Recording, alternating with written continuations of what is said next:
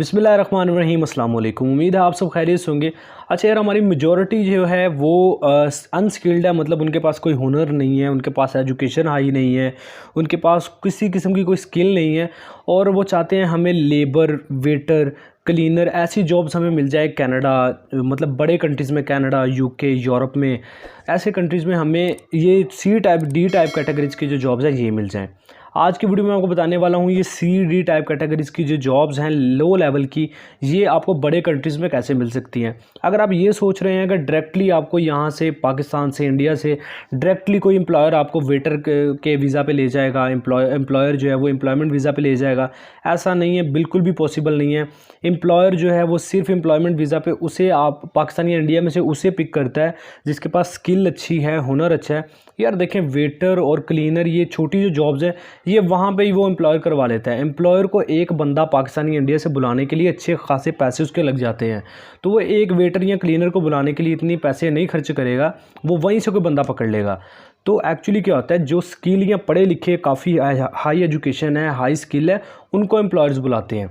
जो D type categories job वाले हैं उनके लिए क्या हल है, ये भी आज की इस वीडियो में डिस्कशन करने वाला हूँ। वीडियो आपने पूरी देखनी है ताकि ए टू जी हर चीज़ आपको समझ आ जाए। फर्स्ट, आपके पास हाई एजुकेशन नहीं है, आपके पास कोई स्किल नहीं है, आप बिल्कुल मतलब अनस्किल्ड हैं, कोई हुनर नहीं है आपके पास, आप चाह रहे हैं मुझे क्लीनर, वेटर या लो टाइप की जो डी टाइप कैटेगरीज की जॉब है वो मिल जाए।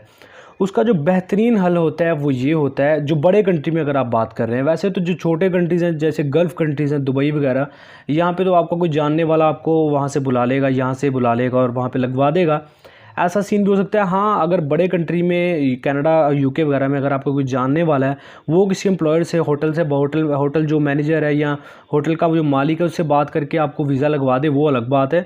लेकिन अगर आप सोच रहे हैं कि मैं यहाँ से ऑनलाइन अप्लाई करूँगा और मुझे वेटर क्लीनर पे कोई ले जाएगा, तो ऐसी कोई सीन नहीं है।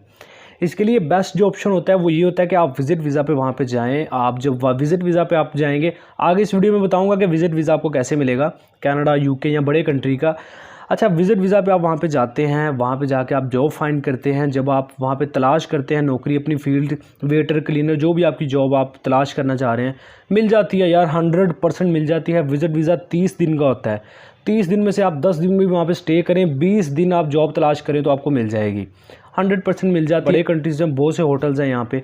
तो जब आपको जॉब मिल जाती है, आप कम सैलरी पे, उन पर आप सैलरी की डिमांड कम करें। मतलब आप उनसे कहें कि यार अगर कोई बंदा आपके पास $1000 पे काम करता है तो आप मुझे $800 या $700 में रख लें।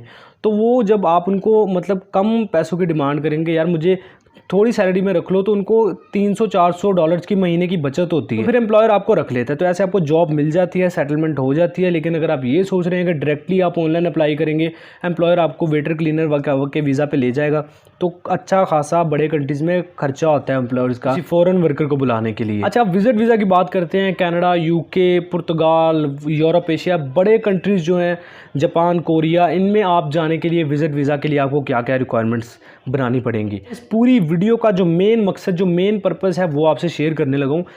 किसी भी कंट्री का आपने विजिट वीज़ा अप्लाई करना है, चाहे जापान है, कोरिया है, कनाडा है, यूके है, ऑस्ट्रेलिया है, न्यूजीलैंड है, दुनिया के किसी भी कंट्री का वीज़ा आपने अप्लाई करना है, सारी रिक्वायरमेंट सेम होती हैं। आपको बहुत से यूट्यूबर्स हैं, यार मैं अब नाम नहीं लूँगा किसी का भी, वो कहते हैं जी रिक्वायरमेंट सेम नहीं होती। सारी रिक्वायरमेंट सेम होती हैं। 4 से 5 रिक्वायरमेंट्स हैं जो हर कंट्री की डिफरेंट होती हैं, जिसमें वीज़ा एप्लीकेशन फॉर्म है, वीज़ा की फ़ीस है, वीज़ा का अप्लाइंग प्रोसेस है, वीज़ा की वेबसाइट है, इन्विटेशन लेटर है। ये जो 4-5 चीज़ें ये चेंज होती हैं, बाकी सारी चीज़ें सेम होती हैं। अच्छा, ये जो रिक्वायरमेंट्स बताने लगा हूँ, ये एक दफ़ा आप बना लें तो दुनिया के सारे ममालिक में आप यही जो रिक्वायरमेंट्स हैं ये सबमिट कर सकते हैं। सबसे पहले तो आपका पासपोर्ट ऑफिशियली, उसके बाद दूसरे नंबर पे आपकी फ़ोटोज़ हैं वाइट बैकग्राउंड वाली, या जितनी एम्बेसी मांगती है, जितने साइज़ की वो आप बना लें। थर्ड नंबर पे आपकी बैंक स्टेटमेंट है, बैंक बैलेंस है, ये भी आपको पता है। अच्छा, उसके बाद आपका फैमिली रजिस्ट्रेशन सर्टिफिकेट बहुत इंपॉर्टेंट है, FRC जिसे कहते हैं। ये आप एक दफ़ा बनवा लें, नादरा ऑफिस से 1000-1200 पाकिस्तानी रुपीज़ में बन जाता है।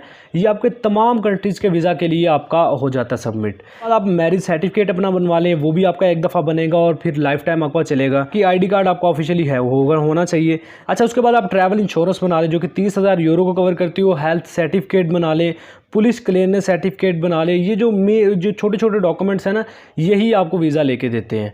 अक्सर जो यूट्यूबर्स भी हैं या जितने भी एजेंट्स हैं या ट्रैवल एडवाइजर्स हैं वो ये चीज़ें नहीं बताते कि छोटी छोटी चीज़ें हैं, वीज़ा ऑफिसर इन्हीं चीज़ों को देखता है, इन्हीं चीज़ों की बेस पे आपको वीज़ा वो देता है। अगर आप जॉब करते हैं सैलरी स्लिप साथ अटैच कर दें, जॉब की डिस्क्रिप्शन लगा दें, एनओसी लेटर यानी लीव लेटर ले लें अपनी कंपनी से, बिज़नेस करते हैं तो अपने बिज़नेस कार्ड साथ लगा दें, बिज़नेस की जो एनटीएन है या टैक्स रिटर्न्स है वो साथ लगा दें, ये चीज़ें। अच्छा, उसके बाद जिस कंट्री का वीज़ा अप्लाई करना चाह रहे हैं उसमें होटल की जो रिजर्वेशन जिस होटल की आप करवा रहे हैं, होटल से आप इनविटेशन लेटर भी ले लें।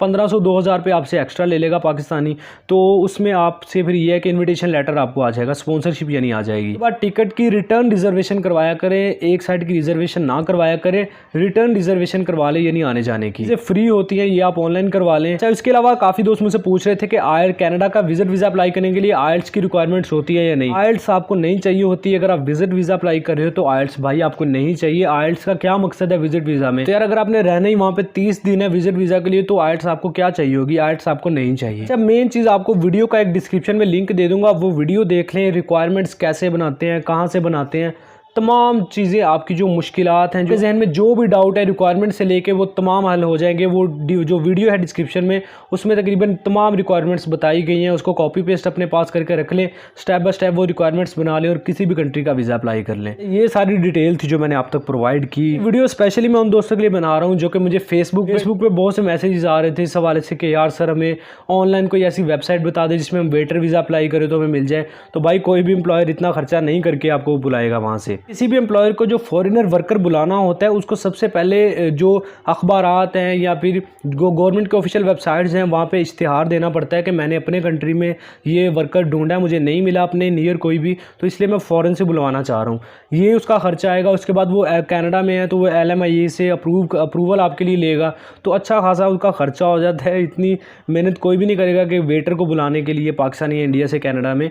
तो ये चीज़ आपको विज़िट वीज़ा पे, ये जो छोटी जॉब्स हैं ये आपको विज़िट वीज़ा पे मिलती हैं। जितनी भी बड़ी जॉब्स हैं, अगर आप डॉक्टर हैं, इंजीनियर हैं, सॉफ्टवेयर इंजीनियर हैं, बड़ी आपकी जॉब है, तब वो हो सकता है कि एम्प्लॉयर जो है वो सोचे कि यार चले इस बंदे के लिए ख़र्चा मैं कर लूँगा क्योंकि ये मेरे काम का बंदा है। एम्प्लॉयर के काम का बंदा है तो वो उस पर ख़र्चा करेगा, उसको वो बर्दाश्त कर लेगा क्योंकि उसकी कंपनी को फ़ायदा देगा ये बंदा।